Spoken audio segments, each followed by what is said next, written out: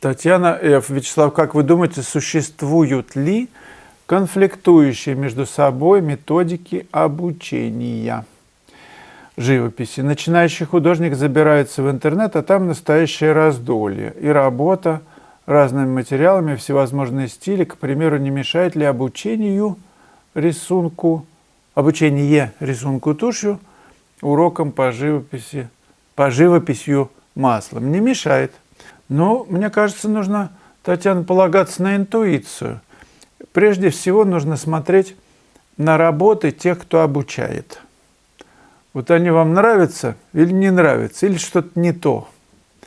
Мне кажется, это самый важный критерий.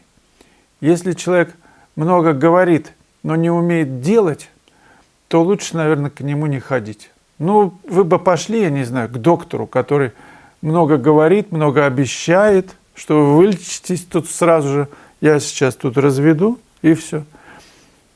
Вас будет интересовать, естественно, как это помогло другим. Действительно ли это так? Вы начинаете звонить, и там говорят, не слушай его, он... Или наоборот, мне так сильно помогло. Еще звоните. Вы просто посмотрите, отзывы почитайте тех людей, которые выучился. Что они могут? Не то, что он и они говорят, а что они могут, что они делают. Есть такое понятие, как репутация. Она очень долго, серьезные усилия требует, чтобы ее заработать. Разрушена может быть в один момент. Смотрите, какая репутация у человека. Есть художники, у которых, я не знаю, тысячи, прям тысячи, многие тысячи, сотни тысяч подписчиков. И они ориентированы на, я не знаю, на кого. На такой уровень, что серьезный человек просто не пойдет к ним, даже близко, даже на сайт не пойдет. Друзья, сегодня в полночь карета золотая превратится в тыкву. Осталось совсем немного времени до завершения акции в моей онлайн-школе. 60% скидка на все видеоуроки. Заходите, последние часы и минуты у кого-то. Примите решение, почитав отзывы или посмотрев анонс к каждому уроку. 3D Production 121. Благодарю вас за труд. Рад стараться. Правильно ли понимать, что следует нанести темные пятна, дать им высохнуть? Далее поверх писать светлые. Можно по-всякому. Но было бы несправедливо, например, угостить вас вином, не вином, спиртом, например, или водкой, и не дать закусить. Сказать, нет, после первой нет. Дайте подождать, пока там провалится, все обрушится, бултых, и потом только, через, я не знаю, через день. Поэтому махнули, нужно сразу закусить. Так и здесь, в живописи. Положили темный мазок. Ну, кстати, вы можете взять мастихином и его же счистить. Он все равно темный там внутрь, останется на холсте. А по счищенному легче прописывать, более светлые категории. И не надо жалеть краску. Вот в этом секрет. Потому что если мы жиденько будем прописывать по темному мазку, он же будет смешиваться. 1000 раз говорил про тянущий грунт, водная эмульсионка, латексная, водно-дисперсная краска. Она помогает быстро всасываться маслу, которое связующее в масляной краске, в грунт, в холст. И прям писать очень комфортно сверху. Не надо ничего ждать. С акриловым грунтом, не так происходит. Будет все смешиваться. Тогда не жалейте краски. Либо в растворитель добавляйте, например, домарный лак. Можно 10%, можно 20%, если хотите, чтобы быстро схватывалось, вообще пополам. Или на одном лаке, даже бывало так, Бато как-то, один лак, у него 2 было, вот эти банки, в одной чистый лак. Когда, говорит, хочется сделать мазок, чтобы он висел, прям смачно, то прям с лаком бах, и он висит, быстро замерзает. Беллинг Ultimate 1688.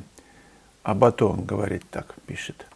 Сами себя обманываете, но полная чушь то, что он пишет. И другой человек написал тоже вчера коммент. Мазня. Да, сам себя обманываем.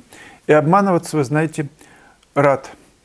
Для кого-то мазня, да, и полная чушь. Но это нормально. Каждый видит ту красоту, до которой дорос. Гениальная фраза, на мой взгляд. Я не знаю, кто ее сказал, если знаете, скажите. Но я где-то ее вот краем уха слышал, или у меня родилось, я уже теряюсь. Бывает, ночью проснешься, какие-то раз такие фразы рождаются, а потом не можешь вспомнить, откуда это. Может, так это с этим случилось. Но мне кажется, это какая-то прям сильно восточная мудрость, уж больно она симпатична и неопровержима. Но согласитесь, вот муха ползет по монитору. Мы с вами читаем слова, а для нее это просто всполохи света. Темный, белый, темный. Она больше ничего не видит. Муха. Чего с нее взять? Даже если там будет картина, я не знаю, Мадонна Лита, Леонардо, она просто будет ползти по... Что она будет в лучшем случае видеть? Может быть, ощущать поверхность разную, да? Чтобы лапками там зацепиться. Здесь более ей легче держаться, здесь потяжелее. Ну, лаком же покрыта картина. Или стекло, например. Она же под стеклом Мадонна Лита. А мухи в Эрмитаже, естественно, не летают. Они скорее летят, ну, в другое место, где им интереснее, чтобы запах был. Извините. Но не обижайтесь, Биллинг Ultimate. Ultimate же, представляете? Ну, для вас, значит, совершенно другое что-то. Ну, другое блюдо вас интересует. Мне, например, нравится холодец, а вам свиной хрящик, да? Из того же холодца. Ну, или арбуз. Да, кстати, хорошая фраза суфийская такая, что корова прошла через весь Багдад, и из всех развлечений, которыми город славен, она не нашла ничего вкуснее запыленного в пыли ломтика арбуза. Конечно, то, что делает Бато, это сильно на любителя. Но, судя по ценам, любителей все больше, а цены все выше. Ну, разные люди любят, например, я не знаю, напитки. Кто-то алкоголь покрепче, а кто-то вообще не надо, просто водичка. Даже чай не пьет. Я знаю такого парня, он говорит, нет, мне чай не предлагать. Водичка у него всегда с собой, в какой-то там чарке. Только водичка. Ну, такой этап у него. Это нормально абсолютно. Мне это нравится. Так что каждый из нас волен смотреть то, что ему ближе. И здесь вот у нас вообще в палате полный сумасшедший дом, так что вы, может, поискать просто какой-то другой, более уже, которые оздоровились и выписались из поликлиники, ну, в другие кабинеты где-то. А у нас тут, ой... Юзер ПО 8. Приятного дня, Вячеслав. И вам приятного.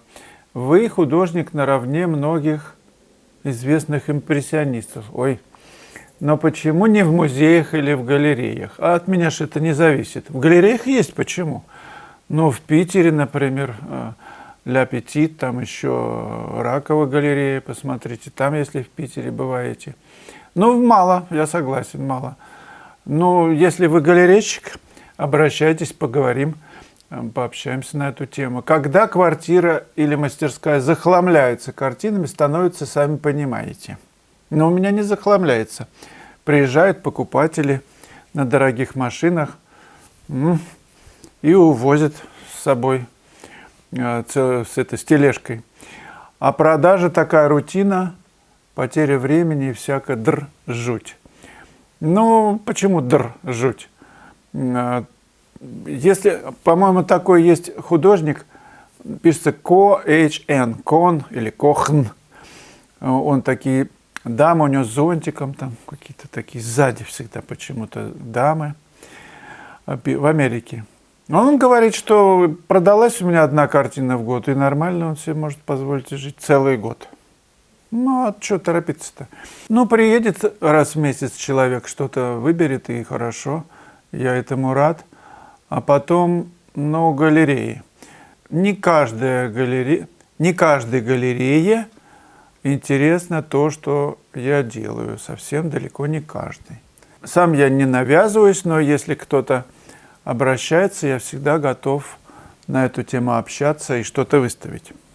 Спасибо вам за добрые слова. Ну, а в музеях это ж дело такое, музейное. Они сами Не мне же пороги оббивать музей. Возьмите меня, дядь. Я же так было у меня, как... У меня же был перерыв огромный. Ну, лет 15. Лет 15 он тонул. 15 раз тонул. Погибал среди акул. Ну вот, погибал среди акул. Потом пошел в ЦДХ. Опять возврат у меня был.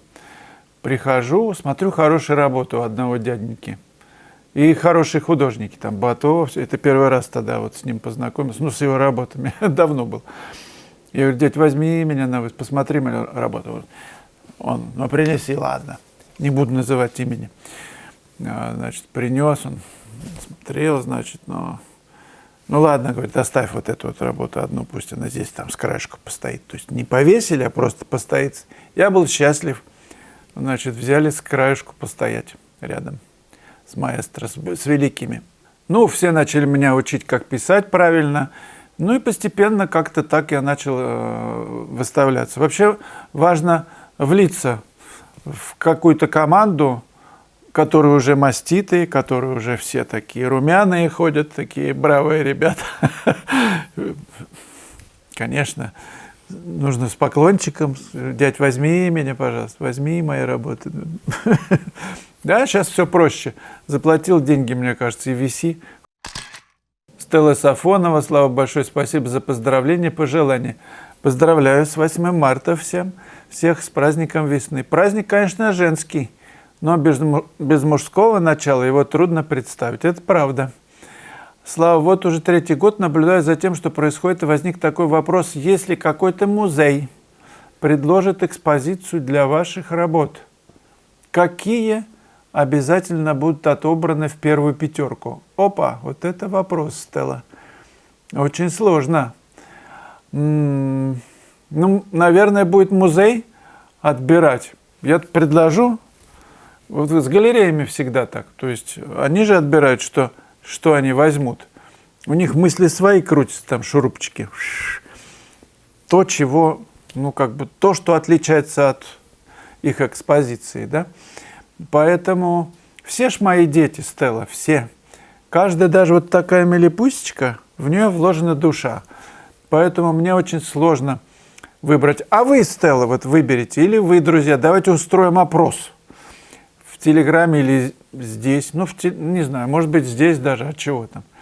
Напишите, какие работы в 5 вот войдут. Самые. Но для этого надо на сайте прошерстить, посмотреть, хотя бы какой-то, я не знаю, день потратить. Там же много работ выложено. И отобрать, которые из них лучше. Стелла, вы напишите, что вам нравится больше всего. А я покажу, кстати, в ролике вот эти вот 5.